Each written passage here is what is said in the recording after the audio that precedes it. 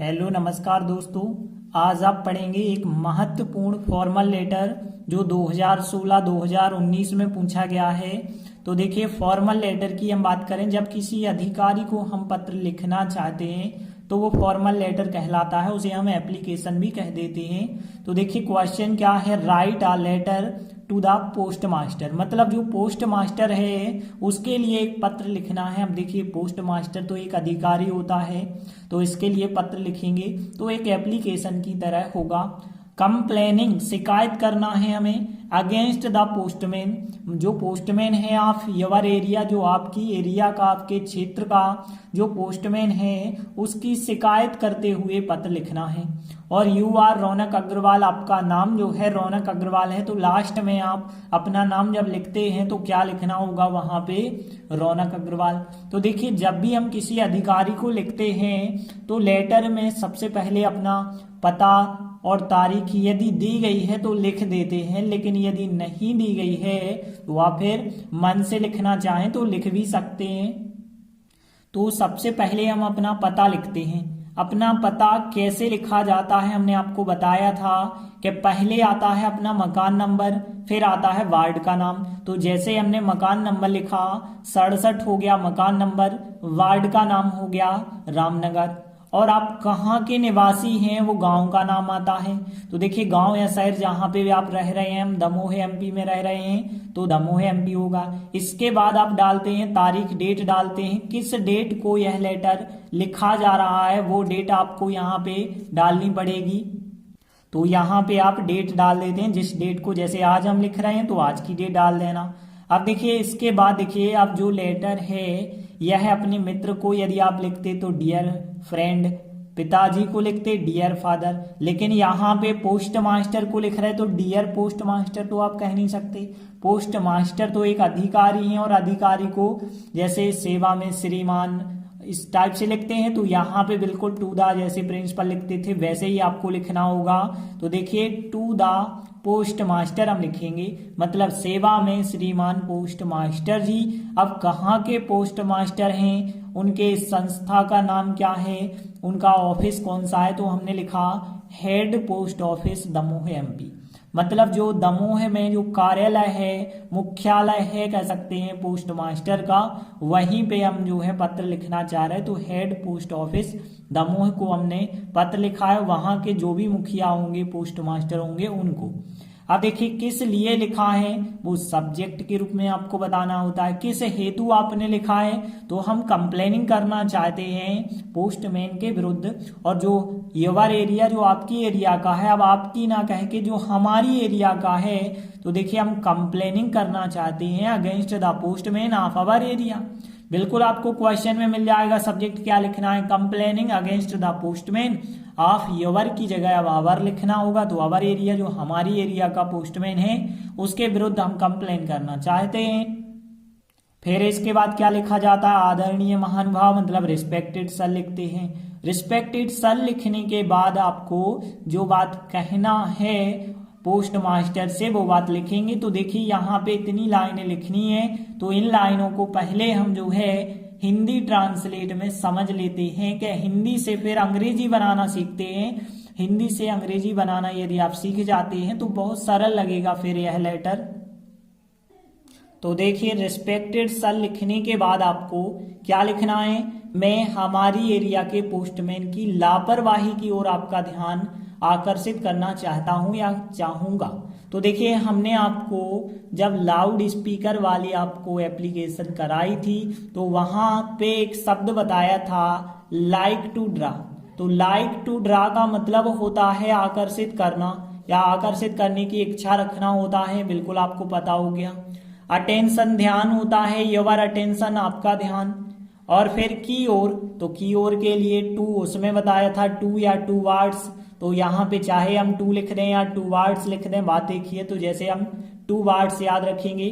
देखिए, लापरवाही, तो लापरवाही के लिए केयरलेसनेस आप याद रखेंगे। तो केयरलेसनेस का मतलब होता है लापरवाही पूर्ण व्यवहार या लापरवाही हम कह सकते हैं। और फिर ऑफ मतलब कि पोस्टमैन को पोस्टमैन कहेंगे, ऑफ कहेंगे, अवर एरिया मतलब हमारी एरिया के, और आई मतलब में हो जाएगा। तो देखिए सब वर्ड यदि आपको पता हो गए तो ट्रांसलेट तो आपसे बन जाना चाहिए, लेकिन ध्यान देना मैं जो है आकर्षित करना चाहूंगा, बिल्कुल आप विनम्र भाव से करते हैं यह बात, और जब विनम्र निवेदन करते हैं तो ध्यान रखना फिर जो है किसी भी वाक्य में यदि विनम्र निवेदन किया जाए तो वुड फर्स्ट फॉर्म लगता है सब्जेक्ट के साथ। तो सब्जेक्ट वुड सहायक क्रिया और फर्स्ट फॉर्म, तो यहाँ पे आई के बाद आपको वुड सहायक क्रिया लगानी पड़ेगी। तो देखिए वाक्य क्या होगा, आई वुड, फिर लाइक टू ड्रा होगा, फिर योर अटेंशन होगा, फिर होगा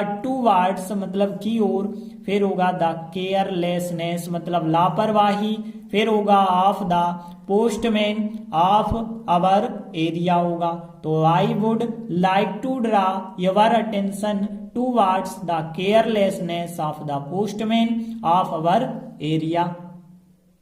इसके बाद देखिए अगली लाइन, वह बहुत ही आलसी और अनियमित है, मतलब नियम है ही नहीं, कभी कभार ही आता होगा तो अनियमित है, मतलब यहाँ पे आलसी के लिए आपको वर्ड पता ही होगा, लेजी मतलब होता है आलसी, और अनियमित मतलब जो नियमितता ना रखता हो। देखिए रेगुलर शब्द तो आप लोगों ने सुना होगा, रेगुलर मतलब नियमित होता है, यदि इसके आगे आई आर और जोड़ दें तो इर्रेगुलर मतलब होता है अनियमित। तो यहाँ पे वाक्य जो होगा एक सामान्य सा प्रेजेंट है कि वह आलसी है, मतलब ही इज सहायक क्रिया होगी, तो ही इज, और फिर वेरी मतलब बहुत ही, लेजी एंड अनियमित, अनियमित के लिए हमने क्या बताया, इर्रेगुलर, तो फिर वाक्य क्या होगा, ही is very lazy and irregular. इसके बाद देखिए अगली लाइन हम बताएंगे, वह एक सप्ताह में एक बार या 2 बार ही आ पाता है। तो देखिए यहाँ पे एक बार के लिए आप लोगों को पता होगा कहा जाता है वंस, वंस मतलब एक बार, और ट्वाइस मतलब होता है 2 बार। तो वंस ट्वाइस आपको पता हो गया, एक बार 2 बार। या के लिए और होता है तो हम कहेंगे वंस और ट्वाइस मतलब 2 बार, और ही के लिए तो कोई शब्द लिखते ही नहीं है। आना मतलब कम होता है, वीक मतलब सप्ताह होता है, आ वीक मतलब एक सप्ताह है, इन मतलब में, ही मतलब वह।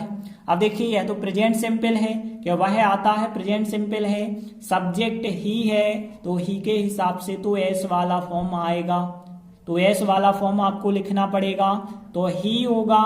फिर कम्स मतलब आता है, कम क्रिया में एस लगा के कम्स आता है। वंस और ट्वाइस मतलब एक बार या 2 बार ही, तो वंस, और बीच में ओ आर और जोड़ेंगे या के लिए, तो वंस और ट्वाइस मतलब एक बार या 2 बार ही आता है।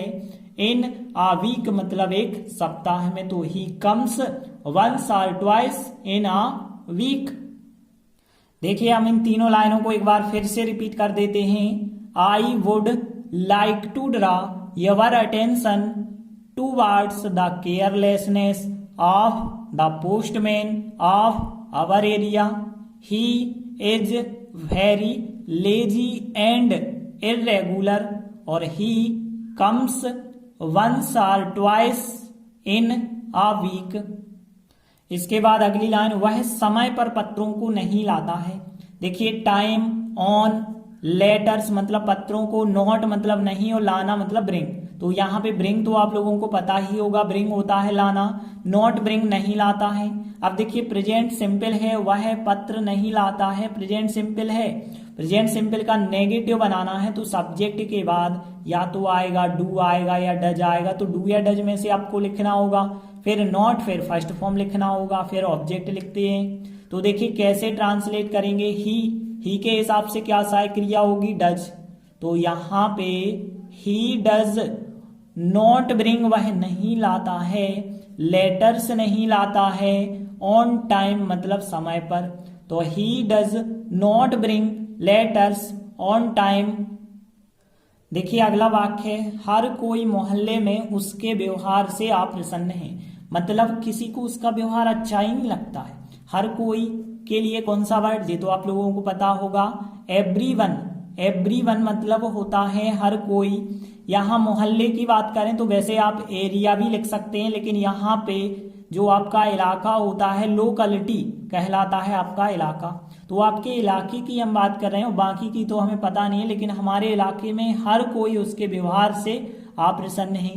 देखिए व्यवहार के लिए आपको पता होगा बिहेवियर, तो यहाँ पे बिहेवियर होता है व्यवहार। आप प्रसन्न की यदि हम बात करें तो देखिए एक शब्द जो होता है प्लीज्ड, प्लीज्ड मतलब होता है प्रसन्न, लेकिन डिस आगे लगा दिया जाए तो डिसप्लीज्ड मतलब अप्रसन्न।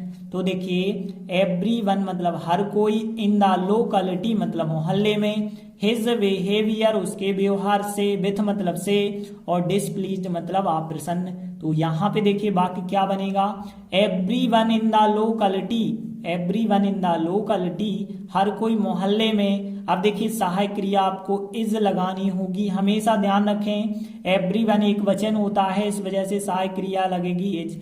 तो everyone in the locality is displeased मतलब अप्रसन्न है, विथ हिज बिहेवियर उसके व्यवहार से, तो everyone in the locality is displeased with his behaviour. इसके बाद देखिए लास्ट लाइन क्या है, इसलिए मैं आवश्यक कदम लेने एवं इस मैटर की जांच पड़ताल करने के लिए आपसे प्रार्थना करता हूं। देखिए ऐसी लाइन जो है हमने लाउड स्पीकर वाली एप्लीकेशन में भी पढ़ी थी, तो यहाँ पे भी देख लेते हैं। सो मतलब इसलिए, आई मतलब मैं, ये तो आपको पता होगा सो आई। नेसेसरी एक्शन भी आपको पता होगा, नेसेसरी एक्शन। और टेक मतलब लेना, एंड दिस मैटर मतलब इस मैटर, और फिर जांच पड़ताल करना हमने आपको बताया था लुक इनटू। तो लुक इनटू का मतलब होता है गहराई से देखना या जांच पड़ताल करना, तो लुक इनटू। और फिर यू मतलब आपसे, रिक्वेस्ट करना मतलब प्रार्थना करना, ये तो सब वर्ड आपको पता है। प्रेजेंट सिंपल है वाक्य, आपको समझ आ रहा, मैं प्रार्थना करता हूं प्रेजेंट सिंपल, और मैं यदि सब्जेक्ट है तो सीधा फर्स्ट फॉर्म आएगा, एस वाला फॉर्म नहीं आएगा। तो यहाँ पे हम कहेंगे सो आई इसलिए मैं, रिक्वेस्ट यू आपसे रिक्वेस्ट करता हूं। अब देखिए लुक इनटू जांच पड़ताल करना, यदि क्रिया हम कहें तो क्रिया के साथ के लिए फॉर नहीं आता है, टू लगा के फर्स्ट फॉर्म, तो यहाँ पे टू होगा। फिर लुक इनटू मतलब जांच पड़ताल करने के लिए, तो यहाँ पे request you to look into, और फिर क्रिया के बाद कीवर्ड आप बिल्कुल नहीं लिख सकते हैं, छोड़ना पड़ेगा इस कीवर्ड को। दिस मैटर मतलब इस मैटर की जांच पड़ताल करनी है, एंड टेक और लेना है नेसेसरी एक्शन आवश्यक कदम। तो so I request you to look into this matter and take necessary action. तो देखिए अब हम इन तीनों लाइनों को ट्रांसलेट दोबारा कर लेते हैं रिपीट करके। तो देखिए he does not bring letters on time, everyone in the locality is displeased with his behaviour, so I request you to look into this matter and take necessary action. तो देखिए इस प्रकार से आपका आंसर बन जाता है I would like to draw, मैं आकर्षित करना चाहूंगा योर अटेंशन आपका ध्यान, टू वर्ड्स की ओर द केयरलेसनेस लापरवाही ऑफ द पोस्टमैन, पोस्टमैन की, ऑफ अवर एरिया हमारी एरिया की। ही इज वेरी लेजी वह बहुत आलसी है, एंड इरेगुलर अनियमित है। ही कम्स वह आता है, वंस और ट्वाइस एक बार या दो बार ही आता है, इन अ वीक एक सप्ताह में। और ही डज नॉट ब्रिंग वह नहीं लाता है, ब्रिंग्स मतलब नहीं लाता है, लेटर्स नहीं लाता है पत्र नहीं लाता है, ऑन टाइम सही समय पर। एवरीवन इन द लोकलिटी मोहल्ले में हर कोई, इज डिसप्लीज्ड मतलब अप्रसन्न है, विथ हिज बिहेवियर उसके व्यवहार से। सो आई रिक्वेस्ट यू इसलिए मैं आपसे रिक्वेस्ट करता हूं, to look into this matter इस मैटर की जांच पड़ताल की जाए, एंड टेक नेसेसरी एक्शन और आवश्यक कदम उठाए जाएं।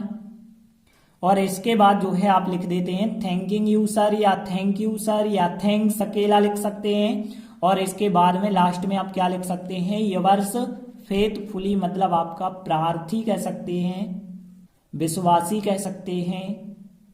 उसके बाद आप नीचे यहाँ पे अपना नाम लिखेंगे। देखिए क्वेश्चन में बताया गया था रौनक अग्रवाल, तो यहाँ आपको लास्ट में अपना नाम जो क्वेश्चन में बताया गया बिल्कुल वही लिखना है।